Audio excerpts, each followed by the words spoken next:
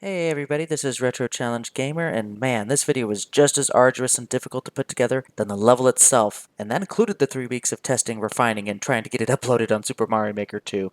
My Switch last month has stopped uploading my 30-second videos to Facebook and hasn't allowed me since. So I had to order a micro SD card to USB converter, download all the recorded videos onto it, transfer them to the computer, and use this new video format that Sony Vegas doesn't really like at all, and render videos in small 2 to 4 video batches, and then string them all together into a longer video just so I can do this commentary. Apparently this is the new way to do things, and it seems like that since the latest Switch update.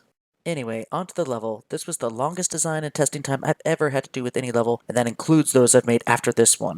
The inspiration for it was the Yooka Laylee and the Impossible Lair game we had recently got last year, and my boys and I were playing it feverishly. Well, the final level had a crazy amount of difficult obstacles and insane set pieces, so much so that all of them were quite memorable, and it got me thinking if I could create a few of them in Super Mario Maker 2. What followed was a long stretch of months where we picked and chose our favorite bits to convert and strung them together in what we feel is the most fair, non-Kaizo platforming challenge. I love this particular level so much so that I'm giving it the RCG Approved Award. Definitely one you should check out if you love decent challenges that aren't really on the Kaizo side. Enjoy the video, and hopefully you'll enjoy the level when you try it out for yourself. So the first challenge was actually the hardest to test and to make sure I got right, and that was these 3 moving platforms. Now I tried slower platforms, but it was way too easy. So they had to have wings to be some sort of challenge to give to the player, otherwise what was the point of the whole section right there? Now this was a second section that we converted from Yooka Laylee and the Impossible Lair. I couldn't get it exactly the way it was displayed in the game itself, but this was the closest approximation I could do to the particular challenge we were recreating. In fact, kudos to anybody who can identify, for those who've played the game and, beaten the final level, or at least gotten through it many times, kudos to anybody who can identify each of these challenges and where they're from in that particular final level. Now this one was fun to create even though it took a long time to test. But I wanted to make sure that it was doable, and I also wanted to recreate the original challenge as close as I could. Now if I had just walked off the platform, I could have made it just fine without hitting the muncher, but I didn't, and I failed. But yes, we get the first checkpoint early.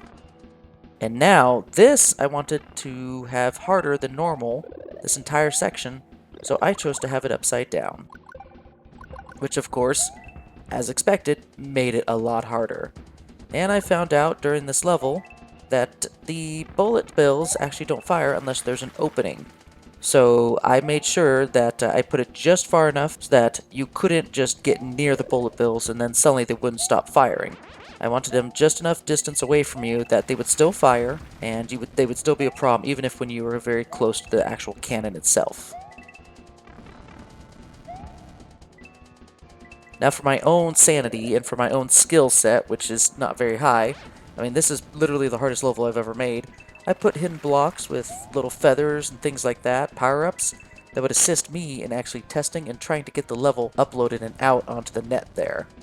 Oh yeah, and that whole section, that took just as long to create and test as the multi-platform segment at the end of the first one, right before the first checkpoint.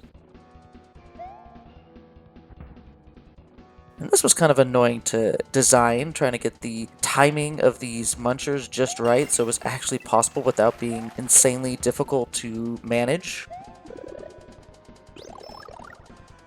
Now, this is actually the first of 2 platforming segments where you have to kind of run across and figure things out on the fly. So yeah, this one took some time to test, and the feather, although not needed, is pretty much essential in getting past those flying Koopa Troopas. Okay, the margin of error for this section is extremely narrow, and obviously I didn't make it on the recording here. But yeah, I made sure in between each of the major challenges there was at least some form of power-up for you. Just because this is a rather challenging level, and I know some people, they won't need those power-ups. In fact, some people would say I'm being too generous in a level like this, but for me personally, I like to have more power-ups than not, just to give people a little bit of respite, and to help them out a little bit and make them like the level more, so they're not giving up in defeat totally. I mean, this is a pretty challenging level, at least in my eyes and my skill set.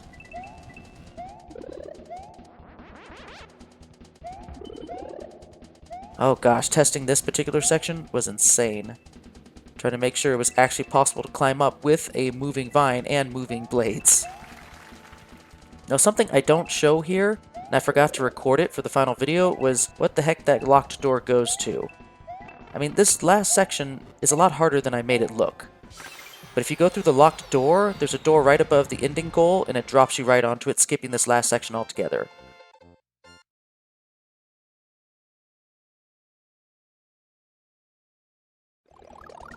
So the first coin is straight at the start, and you actually have to backtrack slightly and ride the platforms to collect it. Getting back can be a little bit of trouble, though.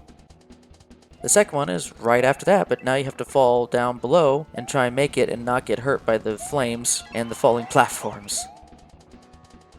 Tricky, that one. Now the third one is actually easy after this special secret one up here. You actually fall to the bottom one below, giving yourself enough time to get onto the two platforms you started initially. That's probably the easiest coin in this entire level to get. Now, this fourth one, I would probably say is probably the hardest one to get without taking damage. And, of course, I failed. You just jump up here, grab your coin, and move on as best you can. Which I did not. It was the worst I can. Okay, this one is only tricky if you don't take your time and you're not patient. Just gotta wait for the prime opportunity and opening, and you should be able to get through this section just fine.